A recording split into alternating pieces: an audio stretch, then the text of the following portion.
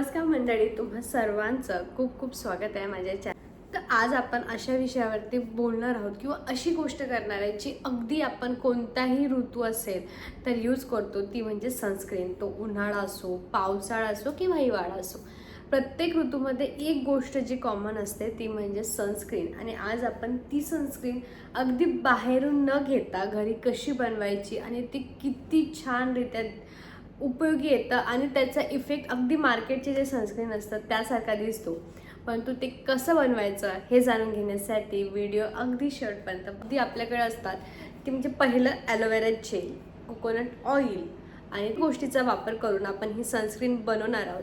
कारण की ही सनस्क्रीन अगदी जो आपल्याला प्रॉब्लेम असतो कधी कधी बाहेरच्या सनस्क्रीन यूज करताना की व्हाईट कास्ट येतो, म्हणजे पांढुरका चेहरा दिसतो, ऑइलनेस जास्त दिसतो, ओलावा येतो, ह्या सनस्क्रीनने तुम्हाला असा कोणताही प्रॉब्लेम फेस करावा लागणार नाही। तर ही सनस्क्रीन बनवायचं कसं, साधारण तर यामध्ये तुम्हाला काय करायचं आहे, ॲलोवेरा जेल 1 चम्मच घ्यायचा आहे आणि त्यामध्ये अर्धा चम्मच कोकोनट ऑइल टाकायचं आहे।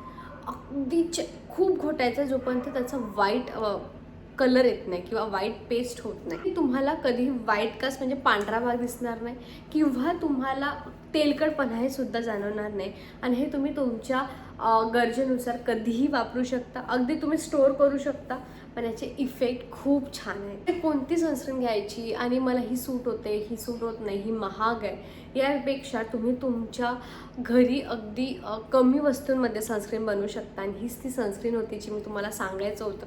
आणि खरंच ही खूप छान सनस्क्रीन आहे, तुम्ही एकदा तरी यूज करून बघा।